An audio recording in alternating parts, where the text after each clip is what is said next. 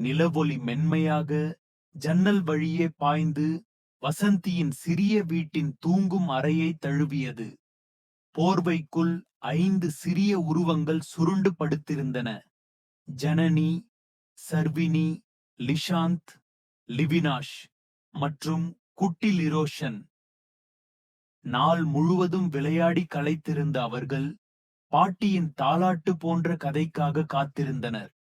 வசந்தி மெதுவாக அவர்களின் அருகே அமர்ந்தாள். அவளது குரல் தேன் போல இனிமையாக இருந்தது.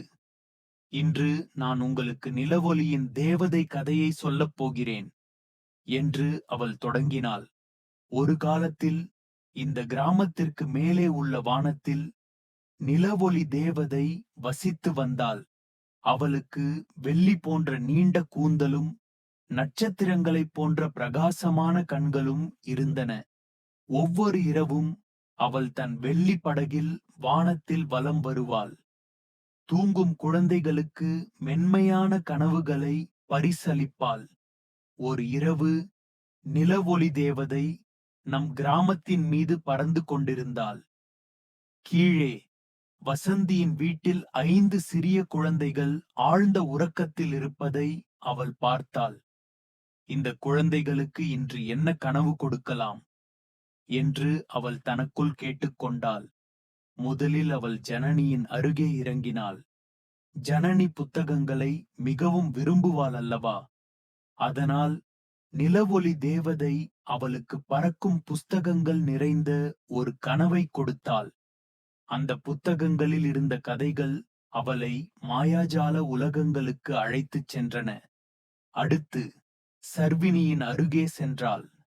சர்வாணிக்கு பூக்கள் என்றால் உயிர்.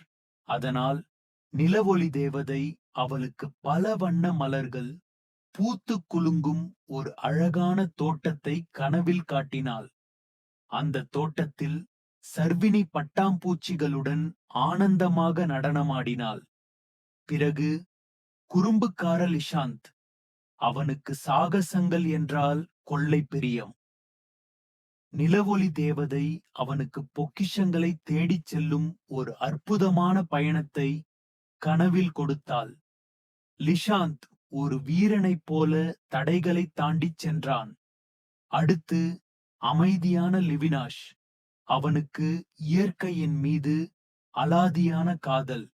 நிலவொளி தேவதை அவனுக்கு பேசும் மரங்களையும் பாடும் பறவைகளையும் நிறைந்த ஒரு அமைதியான காட்சியை கனவில் காட்டினாள். லிவினாஷ் அந்த அமைதியில் ஆழ்ந்து போனான். இறுதியாக குட்டி லிரோஷன். அவனுக்கு விளையாடவும் சிரிக்கவும் மிகவும் பிடிக்கும்.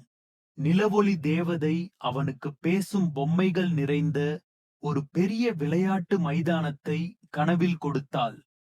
லிரோஷன் அந்த பொம்மைகளுடன் நாள் முழுவதும் சந்தோஷமாக விளையாடினான். நிலவொளி தேவதை ஒவ்வொரு குழந்தைக்கும் அவர்கள் விரும்பிய அழகான கனவுகளை கொடுத்துவிட்டு புன்னகைத்தாள். அவர்கள் ஆழ்ந்த உறக்கத்தில் சந்தோஷமாக இருப்பதை பார்த்து அவளுக்கு மனநிறைவு ஏற்பட்டது. பிறகு அவள் தன் வெள்ளி படகில் ஏறி மற்ற கிராமங்களுக்கு கனவுகளை கொடுக்க புறப்பட்டாள். வானத்தில் அவளது படகு ஒரு வெள்ளி நட்சத்திரம் போல மின்னியது.